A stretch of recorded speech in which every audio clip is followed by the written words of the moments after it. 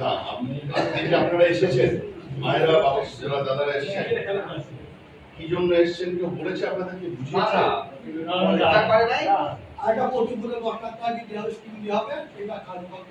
এখানে কে ব্রিফ করেছেন আপনাদের? কে বলেছেন? আসার পরে বলেছেন কেউ? এখানে একজন ফেসিলিটেটর থাকার কথা, তিনি কে? কে আপনি বলেছেন? ব্রিফ করেছেন? ব্রিফ করুন, আপনি আমার সামনে ব্রিফ করুন। আমরা এখানে যে জন্য আজকে উপস্থিত হয়েছি, পাড়ায় আমাদের পাড়া আমাদের সমাধান স্কিমটার নাম পশ্চিমবঙ্গ সরকারের। তো আমরা এখানে আমাদের দুটো বুথ আছে, সেই দুটো বুথে যে সমস্যা রয়েছে, বিভিন্ন রাস্তা হোক, ড্রেনেজ বা হোক, যে কোনো সমাধান, সেই সব সমাধান এখানে করা হবে, স্কিমগুলো এখানে এন্ট্রি করা হবে। সেই আরো অনেক কাজ আছে, শুধু রাস্তা ড্রেন না, বিশাল বলো কি করতে হবে। আচ্ছা আমি একটু বলি, হ্যাঁ আরো একটু ডিটেইল ব্রিফিং দরকার। আগে এতদিন আমরা দুয়ারে সরকার দেখে এসেছি, তাই তো? দুয়ারে সরকার কি হতো, সেখানে সবাই ব্যক্তিগতভাবে আপনি কারো ভাতা পাচ্ছেন না, আপনার বাড়ির সামনে জল জমছে, কারোর বাড়িতে ডেঙ্গির সমস্যা, তাই তো? কারোর রাস্তার বাড়ি থেকে বেরিয়ে রাস্তাতে এমন একটা গর্ত হয়ে রয়েছে, সেখানে বিভিন্নভাবে আপনাদের আসা যাওয়ার সমস্যা হচ্ছে, কারোর রাস্তার স্ট্রিট লাইট নেই, অন্ধকার হয়ে রয়েছে, এই ধরনের ব্যক্তিগত লক্ষ্মীর ভান্ডার কেউ পাননি, তাই তো? এই ধরনের সমস্যাগুলোর কথা আমরা বলতাম। এবারে সরকার, পশ্চিমবঙ্গ সরকার একটা নতুন স্কিম নিয়ে এসছে, নতুন প্রকল্প, সেটা হচ্ছে কি আমাদের পাড়া আমাদের সমাধান। ঠিক আছে? তাহলে আগের থেকে এটা আলাদা কি হলো? আগেরটা কি ছিল আর এটাই বা কি? আগে আমরা শুধু দুয়ারে সরকারের ক্যাম্প করতাম, সেই ক্যাম্পে কারা কারা থাকতো? সমস্ত ডিপার্টমেন্টের, এগ্রিকালচার মানে যাদের ধরুন কৃষক বন্ধু হয়নি তাদের কৃষক বন্ধু হতো, যাদের শস্য বীমা যোজনা হয়নি তারা এগ্রিকালচারের ক্যাম্পে দাঁড়াতো, যারা সামাজিক সুরক্ষা পাননি লেবার ডিপার্টমেন্টের তারা তাদের ক্যাম্পে দাঁড়াতো। বোঝা যাচ্ছে?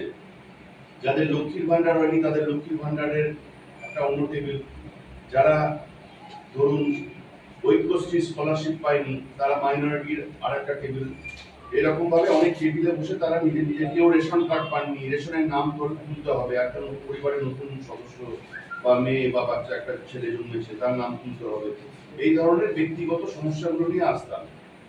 আমাদের পাড়া আমাদের সমাধান, এখানে দেখুন আমি নই, আমাদের,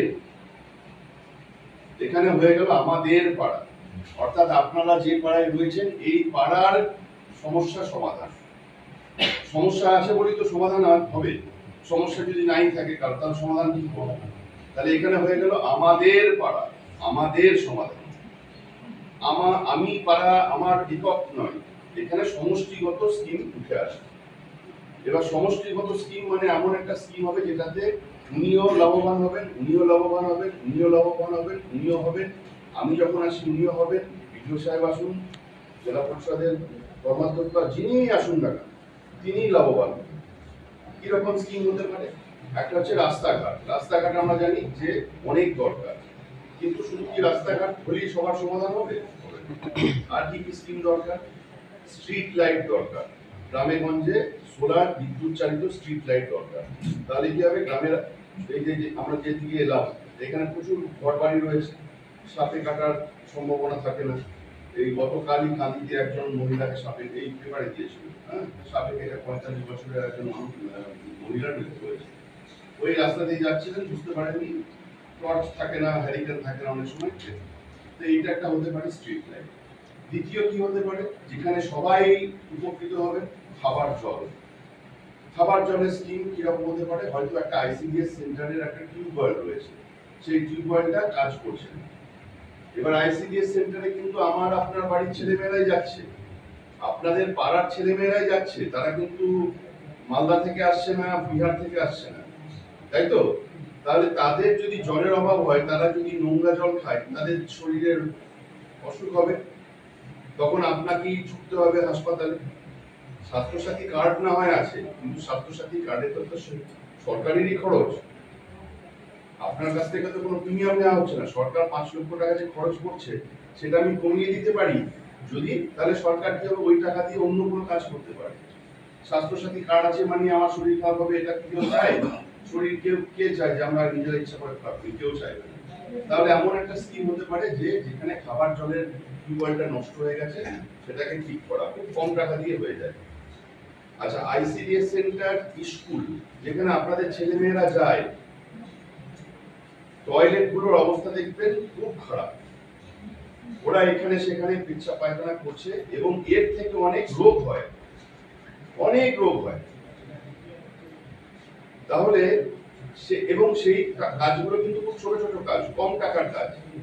ধরুন আপনি একটা এই যে প্রাইমারি স্কুল, এই প্রাইমারি স্কুলের যে টয়লেট সেটা যদি খারাপ থাকে তাহলে 8-10 হাজার টাকা রিপেয়ার করলে কিন্তু একটা ভালো টয়লেট হয়। তাহলে এই প্রাইমারি স্কুলে যে আপনাদেরই বাচ্চা আসছে, আপনার না আসতে পারে কিন্তু পাড়ার তো কেউ না কেউ আসছে, তাহলে সেই বাচ্চাটি উপকৃত হবে, তার ফ্যামিলি উপকৃত হবে, সবাই সার্বিকভাবে এই স্কুলে যদি 100 জন স্টুডেন্ট আসে, টিচাররা আসেন, সবাই কিন্তু উপকৃত হবে। মানে আপনাদের পাড়া সামগ্রিকভাবে উপকৃত হবে। বোঝা গেল? এইরকম ভাবে ছোট ছোট স্কিম যেগুলো করলে আজকে দেখুন আপনি নির্ভয়ে বসে পড়তে পারলেন। কেন বসে পড়তে পারলেন? কারণ এখানে টালি দিয়েছি, খুব খরচ নয়, একেবারেই খরচ বেশি নয়। কিন্তু এখানে তো আমার আপনার ছেলেরাই আসে, আমিও এখানে বসে পড়তে পারি নির্দ্বিধায়, যে না টালি দেওয়ার মানে একটা বেশ পরিষ্কার পরিচ্ছন্ন, এবং যিনি পরিষ্কার করেন তার পক্ষেও খুব সহজ। এটা যদি সিমেন্টের হতো দেখবেন নোংরা একটা কিরকম অন্ধকার অন্ধকার ইয়ে। আচ্ছা, এই যে টিউব গুলো দেখছেন, বাচ্চারা এখানে পড়াশোনা করতে আসছে, এখন 8 ওয়াটের